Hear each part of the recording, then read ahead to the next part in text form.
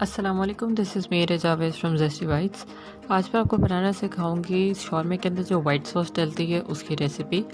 बहुत इजी और बहुत क्रीमी सी ये रेसिपी है, बहुत मज़ेदार से शौरमा बनता है। मैं इंशाल्लाह शौरमे की रेसिपी आगे भी अपलोड करूँगी, आप इसको ज़रूर ट्राई करें। आप इसको फ्रिज में काफ़ी देर के लिए स्टोर कर सकते हैं। सबसे पहले आपने लेना है हाफ़ कप मायोनीज़ का।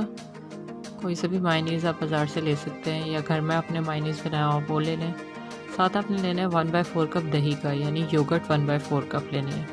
उसके अंदर आपने 5 क्लोव्स ऑफ लहसुन यानी 5 जवे लहसुन के आपने डालने हैं। साथ आपने नमक ऐड करना है, इसके अंदर 2 पिंच नमक ऐड करना है। इसके अंदर मैंने ऐड किया है 2 टेबलस्पून लेमन जूस का। इसके अंदर मैंने half tea spoon black pepper powder add किया है। सारा कुछ अपने ब्लेंडर के अंदर ऐड करना है क्योंकि हमने इसको मिक्स करना है अच्छे तरीके से। साथ मैंने ऐड किया है 1 टेबलस्पून सिरके का यानी विनेगर का, 1 टीस्पून ऑरिगानो का। ये ऑप्शनल है, आप डालना चाहें तो डाल लें। ऑरिगानो के लीव्स लिए थे मैंने, ड्राई लीव्स वो ऐड किए।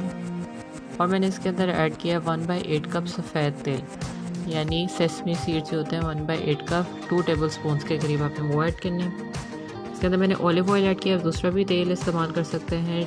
2 टेबलस्पून ऑलिव ऑयल का मैंने इसमें ऐड किया। इसको आपने अच्छे तरीके से ब्लेंड करना है जब तक कि एक पेस्ट नहीं बन जाती।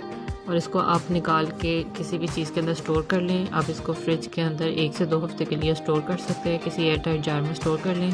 मैं आगे आपको शौरमे की रेसिपी बनाना बताऊँगी, आप उसके अंदर ज़रूर ट्राई करें और मुझे अपना फ़ीडबैक दें। Thank you.